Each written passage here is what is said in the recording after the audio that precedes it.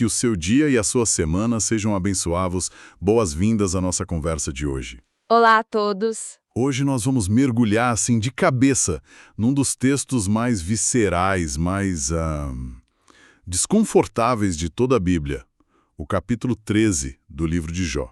É um ponto de ebulição, né? Totalmente.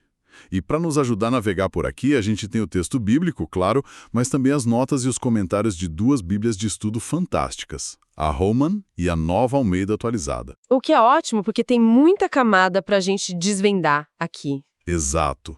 A nossa missão hoje é entender o que acontece quando um homem no fundo do poço se cansa das respostas prontas, sabe? E decide intimar o próprio Deus para um acerto de contas. É isso. Jó passou capítulos ouvindo os amigos com aquela lógica, assim, impecável, mas terrivelmente cruel, né? Se você tá sofrendo, é porque pecou, ponto. Simples assim. E aqui, no capítulo 13, a paciência dele não só acaba, ela explode. Ele decide que prefere enfrentar a majestade divina a ouvir mais um provérbio piedoso. Chega de intermediários, né? E ele já começa assim com os dois pés na porta. Logo no comecinho ele vira para os amigos e diz basicamente: olha, tudo isso que vocês estão falando, eu já sei. Eu não sou inferior a vocês em nada. E isso é fundamental. Ele não tá só desabafando, ele tá dizendo: a premissa de vocês está errada. Como assim? Ele tá falando: vocês me tratam como um ignorante, mas o problema não é o meu conhecimento. O problema é que a teoria de vocês não bate com a minha realidade. Ele tá desmontando o palco deles. E logo depois de fazer isso, de nivelar o campo, ele dá o checkmate. Versículo 3. Ele fala: mas eu falarei ao Todo-Poderoso e quero defender-me perante Deus. É uma virada de câmera espetacular. O tal, ele olha para os amigos e diz: ok, a conversa com os amadores aqui terminou. Meu assunto agora é com o chefe. E isso vem de um desespero profundo, mas também de uma coragem, assim, inacreditável. Ele tá tão cansado de ser mal interpretado que a única saída que ele vê é apelar para a instância máxima. Mesmo que isso destrua. Mesmo que isso destrua. Ele prefere o risco do confronto à tortura dos conselhos vazios. E aí? Aí o verniz de civilidade some. O que ele diz nos versículos seguintes é de uma honestidade brutal. Ele os chama de inventores de mentiras, E a minha imagem favorita. médicos que não valem nada. Essa metáfora do médico é genial, porque revela exatamente o problema. Um bom médico observa, diagnostica e depois prescreve. Certo. O que os amigos de Jó fizeram foi ao contrário. Eles chegaram com o tratamento pronto, que era o arrependimento, e tentaram forçar os sintomas de Jó a se encaixar naquilo. Eles erraram no diagnóstico. Completamente. Ele está dizendo: vocês estão cometendo uma prática. E aí vem o sarcasmo que é quase palpável. Ele diz: tomara que vocês ficassem quietos. Isso sim seria sabedoria. O famoso ficar calado é uma prece, né? Em momentos de dor, às vezes o silêncio é a única resposta sábia. E eles não entenderam isso. Não mesmo. E a crítica dele vai mais fundo ainda. Não é só sobre eles serem maus conselheiros. A acusação vira teológica. É verdade. Ele faz umas perguntas retóricas que são uma bomba. Tipo, vocês estão falando mentiras em nome de Deus? Exato. Vocês estão sendo parciais, defendendo a honra de Deus com argumentos falsos. Peraí, essa ideia é muito complexa. Ele está acusando eles de serem, tipo, advogados de defesa de Deus, mas usando prova falsa? Por quê? Porque o sofrimento de um inocente como Jó ameaça o sistema de crenças deles. Se Jó sofre sem ter feito nada de errado, então o universo não é tão previsível quanto eles gostariam. E essa ideia de um Deus que age fora da caixinha deles é aterrorizante. Então, para defender a imagem que eles têm de Deus. Eles precisam que Jó seja culpado. Eles mentem para proteger a própria teologia. Uau! Então eles não estão defendendo Deus, mas a ideia que eles têm de Deus. Precisamente. E Jó vira isso contra eles, dizendo que o próprio Deus os reprovaria. É como se ele dissesse: vocês acham que Deus precisa das fake news de vocês para se defender? A grandeza dele não se sustenta com mentira. Exato. Ele diz que os provérbios dele são cinzas e as defesas muralhas de barro. E com isso, pronto. A autoridade dele está desmantelada. O palco está limpo. E agora ele vai dar o passo mais perigoso da vida dele. Com certeza. E que passo? Depois de silenciar os amigos, ele se volta para si mesmo. E a gente vê a dimensão do risco.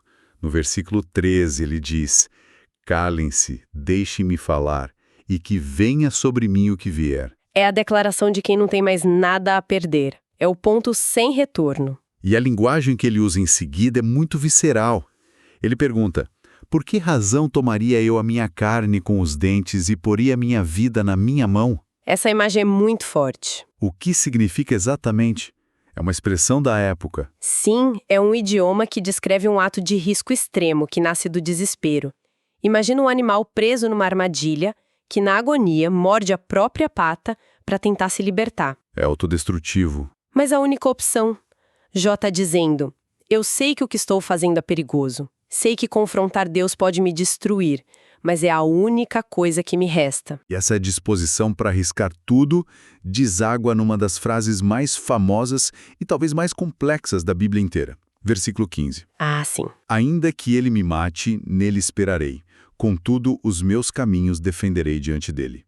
Há um universo de tensão aí. É um paradoxo em forma de oração. A primeira parte, ainda que ele me mate, nele esperarei, parece o auge da submissão, da fé. Certo. Mas a segunda parte, contudo, os meus caminhos defenderei, é o oposto. É uma declaração de desafio. Ele não vai confessar um pecado que não cometeu.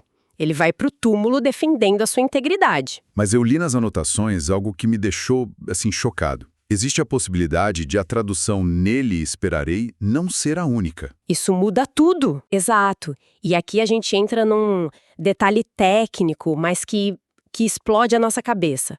A tradução mais comum, nele esperarei, vem de uma tradição de escribas.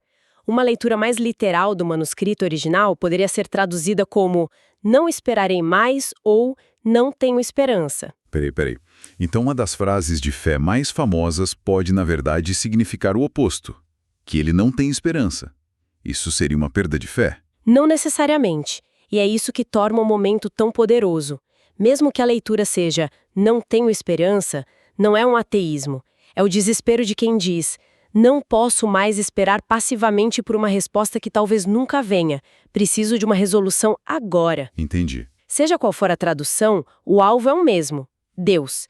Ele se recusa a se afastar de Deus. É uma fé que briga, que exige, que se agarra ao seu oponente divino. Isso muda completamente a imagem do Jó paciente e sofredor. Ele é um lutador, e essa confiança o leva a acreditar que pode ser justificado. Ele diz que essa atitude será a minha salvação. E depois ele afirma com todas as letras: eis que já preparei a minha defesa, sei que serei considerado justo. A linguagem é 100% jurídica. Ele não está pedindo misericórdia. De forma alguma, ele está exigindo um julgamento. Ele se vê como a parte injustiçada num processo.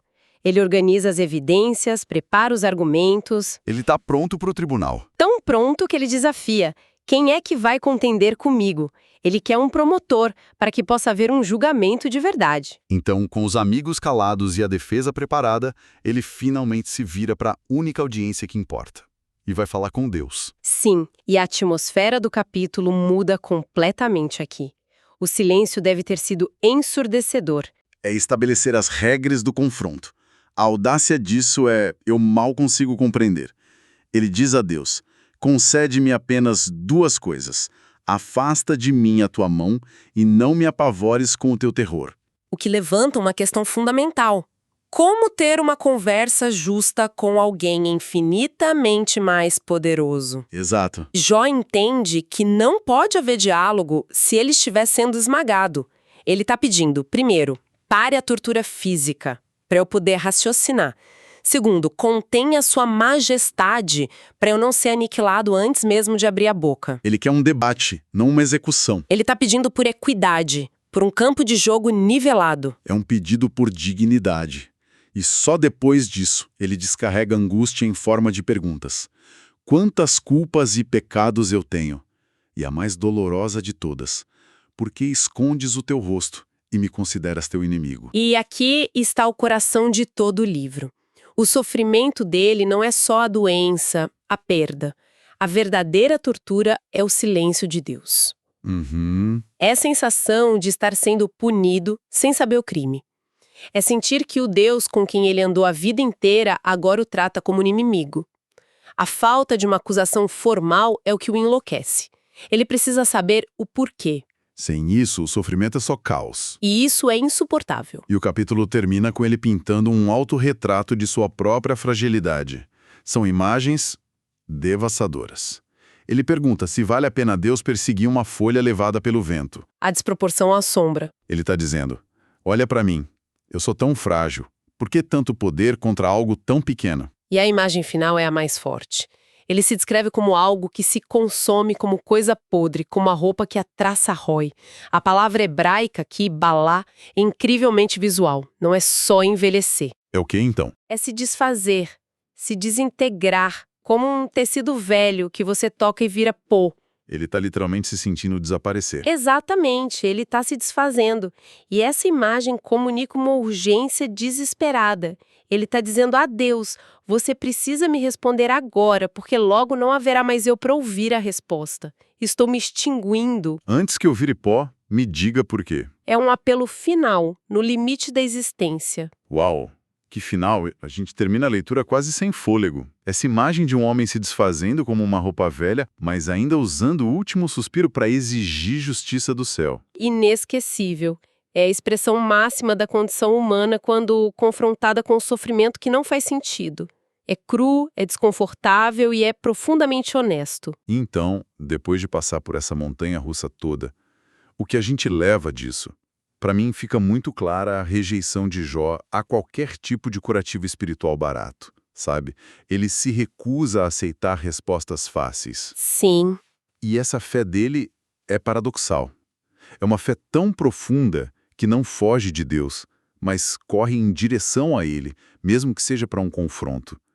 Ele nos mostra que a briga, a dúvida, também pode ser uma forma de adoração. E eu adicionaria um pensamento final, uma provocação. Este capítulo é um espelho. Ele nos força a perguntar como nós reagimos quando vemos alguém sofrendo.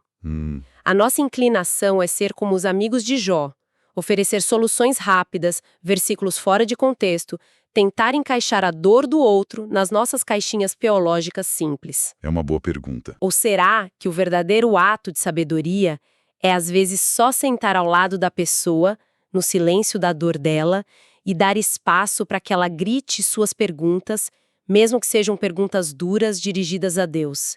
Jó nos ensina que uma fé madura não é a que tem todas as respostas, mas a que consegue suportar as perguntas mais difíceis. Uma reflexão poderosa e muito necessária. Que Deus abençoe todos os ouvintes.